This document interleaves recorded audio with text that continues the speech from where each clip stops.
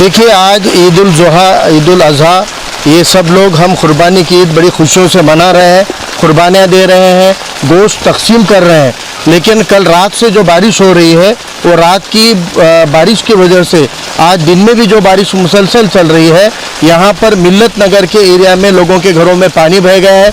हमें पिछले 4-5 दिनों से भी कुछ लोगों के फ़ोन आए थे और तब न्यूज़ मीडिया ने अच्छा इशू उठा लिया था। इस वजह से हमने मुनासिब नहीं समझा कि हम आए। लेकिन आज सुबह से मुसलसल हमको मुबारकबाद के फ़ोनों से ज़्यादा शिकायतों के फ़ोन आ रहे थे। तो हमने सोचा कि जब लोगों की ये तवक्को है कि हम उनके हालात को देख लें, अभी ईद के दिन भी वो जितने बर्बाद हालात के अंदर बदहाली में वो अपनी ईद मना रहे हैं, ये अपनी आंखों से देखें ताकि हम प्रशासन तक आंखों देखा हाल बता पाएँ। इसलिए आज हम इन लोगों को जब आकर मिले तो हमने देखा कि लोगों के घरों में पानी जा रहा है, लोगों को बकेटों से, मग्गों से पानी बार बार फेंकना पड़ रहा है। इधर बद जानवरों का राज है, यानी यहाँ ऐसे मान लो कि हर घर 2-4 घर के पीछे एक बद जानवर को कैप्टन बना के छोड़ा गया है प्रशासन ने, और वो वहाँ पर पूरा उनके मोहल्लों में घरों तक घुस जाते हैं। और यहाँ तक कि यहाँ पे मस्जिद के आतराफ में भी ये बदहाली है और बद जानवरों की जो तकलीफ़ है वो बड़ी यहाँ पर मुसीबत बनी हुई है। रास्ते बारिश के मुंह पर लोग बता रहे हैं कि ड्रेनेज के लिए गड्ढे खोदे गए थे, इस वजह से जो रास्ता था वो भी बर्बाद हो गया और इतने कीचड़ में यहाँ पर लोगों को आने जाने की तकलीफ़ें हैं, लोगों को बाहर निकलना मुश्किल हो चुका है। अगर चंद घंटे की बारिश भी होती है तो इन लोगों के लिए 2-2, 4-4 दिन तक उनकी ज़िंदगी बदहाल हो जाती है।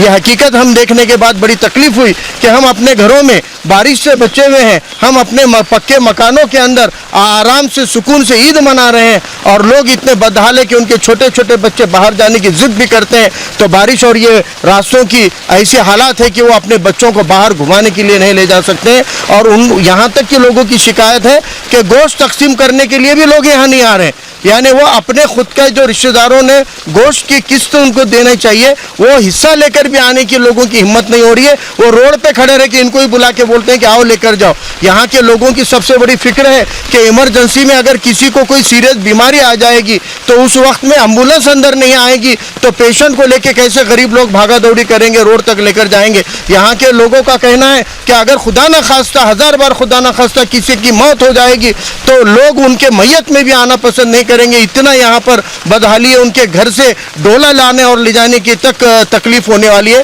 तो ये लोग बड़े गुस्से में हैं।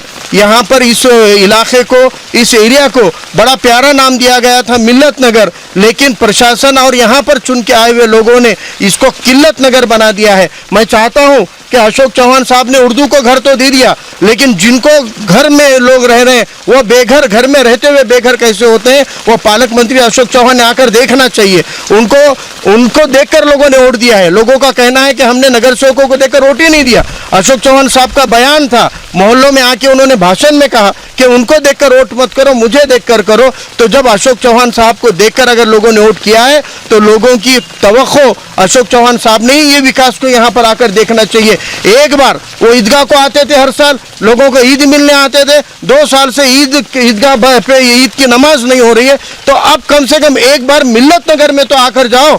आपको यहाँ पर एक एरिया में सिर्फ आ जाओगे, ममता नगर के एरिया में आ जाओगे, मरकज के आतराफ में अगर आ जाओगे तो आपको पता चलेगा कि आप जो विकास की डींगे हाँकते हो, आप जो तरक्की की डींगे हाँकते हो, वो कितनी बड़ा फरेब है, कितना बड़ा झूठ है, ये आपको यहाँ आने के बाद दिखेगा। इसलिए मेरी प्रशासन से ये विनती है, आने वाले कुछ दिनों के अंदर, 1 हफ्ते के अंदर ये लोगों के मसलों को आप कुछ तो टेम्पोररी सोल्यूशन दो, मुरुम डालो, रास्ता कुछ भी तरीके से बनाओ। अगर ये 1 हफ्ते में नहीं बना तो इस इलाके के लोगों को लेकर यहाँ पर नहीं तो महानगर पालिका की बिल्डिंग में, कमिश्नर साहब के बिल्डिंग में, अशोक चौहान साहब के बंगले पर ये लोगों के रहने का इंतजाम करने के लिए वंचित बहुजन आघाड़ी को आंदोलन छेड़ना पड़ेगा। और अगर इनको इस बदहाली में आप रखना चाह रहे हैं तो हम इनको इस बदहाली में नहीं रहने देंगे, इस मोहल्ले से निकाल कर लाएंगे और आपकी इमारतों के अंदर इन लोगों को दाखिल करा के रहेंगे। ये मैं एक चैलेंज यहाँ पे प्रशासन को भी और पालक मंत्री को भी इंशाल्लाह करता हूँ कि हम इन लोगों के लिए कुछ न कुछ 8 दिन के अंदर अगर मसले का